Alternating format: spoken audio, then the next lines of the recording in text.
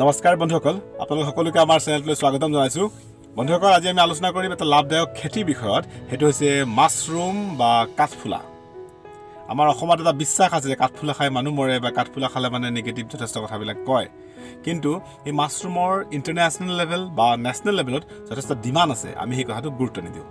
এটা নিগেটিভ ধাৰণা বা এটা নিগেটিভ কথাৰ ওপৰত বেছ কৰি আমি এটা ভাল অপৰচুনিটি আমি হেৰাই দিওঁ। আপুনিও মাছৰুমৰ এই নিগেটিভ ধাৰণা আঁতৰাই পেলাই যদি আপুনি পজিটিভ দিশত আপুনি লৈ যায় আৰু মাছৰুম কাল্টিভেশ্যনৰ ওপৰত যদি অলপ ৰিচাৰ্চ কৰে বা মাছৰুম কাল্টিভেশ্যনত যদি অলপ গুৰুত্ব দিয়ে, তেতিয়াহ'লে এই বিষাক্ত বস্তুটোৱে, আপুনি যাক বিষাক্ত বুলি কৈছিলে, এই বস্তুটোৱে কিন্তু আপোনাক ধনী কৰি দিব।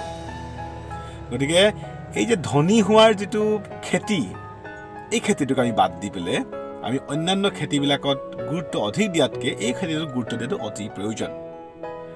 গতিকে মাছৰুম কাল্টিভেশ্যন যিটো আপুনি গোটেই বছৰটোৱে আপুনি কাম কৰিব পাৰে, তথাপি যদিও 2-এটা মাহত যিহেতু ৰ মেটেৰিয়েল বা খেৰৰ অভাৱ হোৱাৰ কাৰণে বা অলপমান এনভাইৰমেণ্টটো ঠিক নোহোৱাৰ কাৰণে অলপ অসুবিধা হ'লেও কিন্তু বছৰৰ অধিকাংশ সময় আপুনি ইয়াক খেতি কৰিব পাৰে।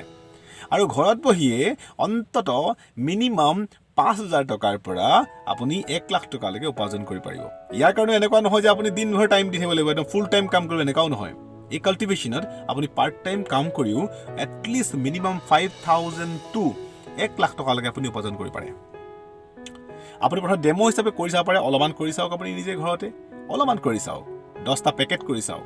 দেখিব এই পেকেটকেইটাই যদি আপোনাক লাভদায়ক ফল দিছে বা আপোনাৰ বিক্ৰীও সেইধৰণে হৈছে, তেতিয়াহ'লে নিশ্চিতভাৱে আপুনি ইয়াক খেতি কৰাটো অতি প্ৰয়োজন। মাছৰুমৰ ড্ৰাই মাছৰুমটো কেজি বৰ্তমান মাৰ্কেটত 700 টকাত বিক্ৰী হৈ আছে। আৰু আপুনি যদি নিজে পেকিং কৰে বা নিজে বিক্ৰী কৰে, আপুনি 1500 টকালৈ।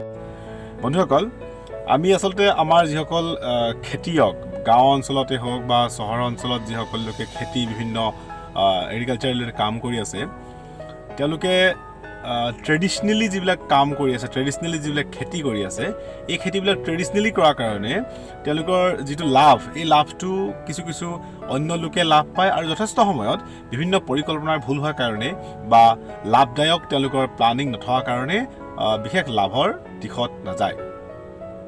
আমি আজি আলোচনা কৰিম মাছৰুমৰ বিষয়ে। মাছৰুম কাল্টিভেশ্যনৰ ওপৰত আচলতে প্ৰকৃত কৃষকসকলৰ লাভ হয় নে নহয়। আমি ইয়াৰ আগৰ ভিডিঅ'টো আমি মাছৰুম কেনেকৈ কৰা যায়, এই খেতিটোৰ গুৰুত্ব কিমান আছে ইত্যাদি আলোচনা কৰিছিলোঁ। আৰু এই মাছৰুমৰ পৰা লাভদায়ক কিমান হ'ব পৰা যায় সেই বিষয়ে আলোচনা কৰিছিলোঁ। কিন্তু আজি আকৌ চেম বিষয়টো আমি আলোচনা কৰিছোঁ।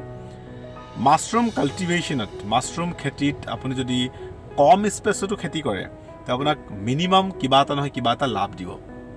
কিন্তু সাৱধান হ'ব লাগে যাতে বীজ আপোনাৰ ভাল হয়, কোৱালিটি চিজ আপুনি যাতে হয়। লগতে যি খেৰ লয় বা যি কেমিকেলছ ইউজ কৰে, এইবিলাক যাতে প্ৰপাৰ ৱেত ইউজ কৰে। আৰু মাজে সময়ে যিটো কেয়াৰ ল'ব লাগে, সেইটোও লোৱাটো অতি প্ৰয়োজন। কিন্তু আপুনি প্ৰডাকশ্যন কৰিছে, খেতি কৰিছে, ইয়াৰ পৰা প্ৰডাকশ্যন কৰিছে, এইটো ঠিক আছে। কিন্তু সকলোতকৈ ইম্পৰ্টেণ্ট পাৰ্টটো হৈছে মাৰ্কেটিং পাৰ্টটো। আপুনি মাৰ্কেটিং পাৰ্টটো সদায় অন্য এজন লোকৰ ওপৰত নিৰ্ভৰ কৰে।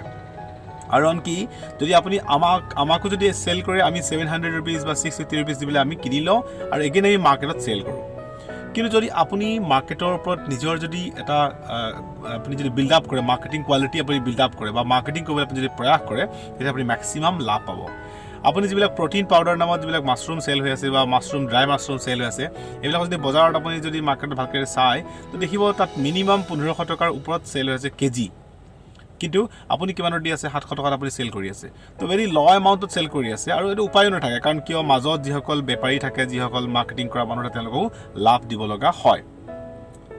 গতিকে গোটেই বস্তুটো আপুনি যদি নিজৰ কণ্ট্ৰলত আনিব বিচাৰে, যদি কণ্ট্ৰলত ৰাখিব বিচাৰে, তেতিয়াহ'লে আপুনি মাছৰুমত অধিক লাভ পাব পাৰিব। মাছৰুম খেতিটো যথেষ্ট লাভদায়কেই হয়, যথেষ্ট গোটেই বছৰটো আপুনি উপাৰ্জন কৰিব পাৰে। ইয়াৰ এটা গুণ আছে আৰু অসমৰ কাৰণে যথেষ্ট ভাল জলবায়ু থকা খেতি। আপুনি এই খেতিটো কৰি পেলাই মাহত কমচে কম অলপ ইনভেষ্টমেণ্টত, মিনিমাম ইনভেষ্টমেণ্টত আপুনি 10,000 টকাও যদি ইনভেষ্টমেণ্ট কৰে, তেতিয়াহ'লে আপুনি মাহত এটলিষ্ট 40,000 পৰা 50,000 টকাৰ আপোনাৰ উপাৰ্জনৰ নিশ্চিত এটা ৱে থাকে। যদি কিন্তু আপুনি তাক যদি আকৌ পেকেজিং কৰে, তাক যদি আপুনি ভাল প্ৰডাক্ট বনাই চেল কৰে, তেতিয়াহ'লে আপুনি 1 লাখৰ ওপৰত আপোনাৰ প্ৰফিট হোৱাৰ সম্ভাৱনা থাকে। গতিকে বন্ধুসকল, কম স্পেচত, কম জেগাত কম ইনভেষ্টমেণ্টত আৰু আমাৰ অসমৰ যুৱক যুৱতীসকলে বাহিৰলৈ নগৈ পেলেও এই পইচাখিনি ইয়াতে উপাৰ্জন কৰিব পাৰে তেওঁলোকে মানুহজন বাহিৰত যোৱাতকৈ মানুহজন কেৰেলা বেংগলোৰ বা বাহিৰত যোৱাতকৈ যদি ভাল কামত যায় বেলেগ কথা কিন্তু সৰু সুৰা কামবিলাকত যোৱাতকৈ ইয়াৰ পৰা ইয়াতে প্ৰডাক্টছবিলাক বনাই পেলাই ইয়াতে খেতি কৰি পেলাই মাছৰুমৰ খেতি কৰি পেলাই যদি সেই খেতিবিলাক তেওঁ যদি বাহিৰলৈ এক্সপৰ্ট কৰিব পাৰে বা ইণ্ডিয়াৰ ভিতৰতে যদি বিভিন্ন ষ্টেটবিলাকত যদি পঠাব পাৰে তেতিয়াহ'লে তেওঁ মানুহজন নগৈ পেলাই ইয়াত থাকি পেলাই তেওঁ প্ৰডাক্টখিনি চেণ্ড কৰি পেলাই তেওঁ উচ্চ উপাৰ্জন কৰিব পাৰে আৰু যদি এক্সপৰ্ট কৰিব পাৰে বা আপুনি যদি লাইচেঞ্চ নিজৰ নামত ৰেডি কৰে তেতিয়াহ'লে কথাই নাই তো সেইকাৰণে আপুনি ইয়াক যদি অতি ভাল ৱেইট কৰিব বিচাৰে বা কম স্পেচত বা যদি আপুনি তাক কমাৰ্চিয়েলি আপুনি আগবাঢ়িব বিচাৰে তেতিয়াহ'লে মাছৰুমৰ কাল্টিভেশ্যনটো আপোনাৰ কাৰণে অতি গুৰুত্বপূৰ্ণ অতি লাভদায়ক হয় আপুনি যদি আমাৰ মাছৰুমৰ কাল্টিভেশ্যন চাব বিচাৰে তেতিয়া আহিব নিশ্চয় কোনোবা দিনা গুৱাহাটীত যদি আপুনি আহে বা আমিন গাঁৱত যদি আহে বা আমাৰ বিভিন্ন জেগাত আমাৰ